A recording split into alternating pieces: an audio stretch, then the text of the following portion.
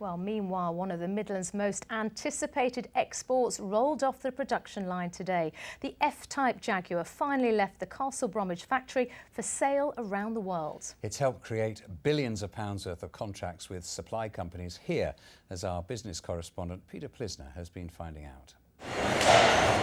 F-Type production in full swing today. A new car comes off this line every 8 minutes, and it's just as well. Already more than 1,000 F-Types have been sold. And more than 300 workers have been taken on to build the new model. Mark Saunders is one of them. It's wonderful, yeah. It's got great prospects.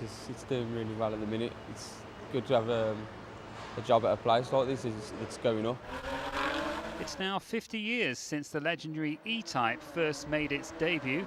The latest Jaguar sports car has been billed as its spiritual successor. Officials at Jaguar are hoping that it too will become just as popular. No doubt the E-Type was an iconic car. Enzo Ferrari called it the most beautiful car in the world. I'm pretty sure we'll look back on this car and say it is one of the most beautiful cars in the world.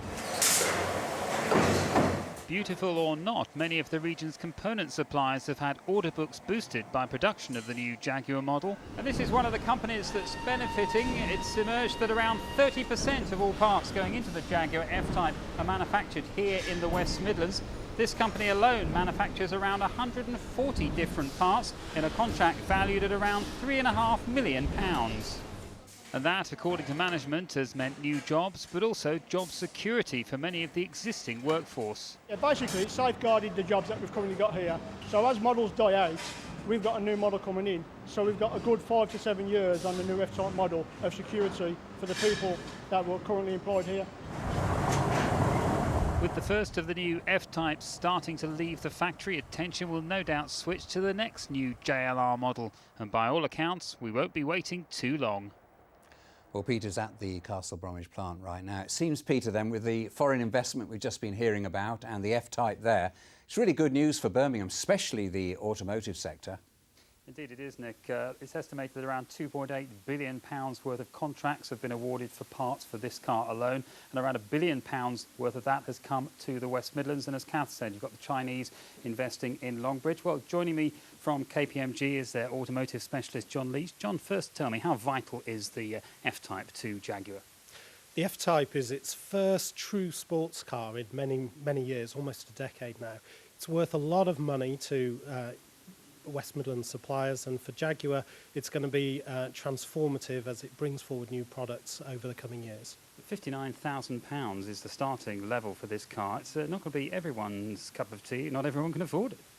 Well, this car performs sort of at a level just like the Porsche 911, and it's priced below that. It's in between the Porsche Boxer 911. I think for those people who are lucky enough to have that kind of money, it's a great alternative. And on investment levels, the West Midlands seems to be doing very well, the best outside London. Why is the West Midlands doing so well, do you think?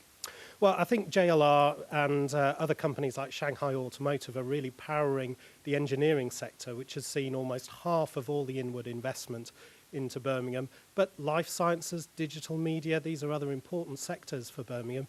And really, Birmingham has been performing better than any other city other than London in the UK now for two continuous years. Very briefly, can it continue? Absolutely. I think Marketing Birmingham, which is the local agency bringing this in, are really doing a great job. John, many thanks. Well, it's not just inward investment that's happening through the F-Type, it's also exports too, because 80% of these cars are going abroad. Peter, thank you.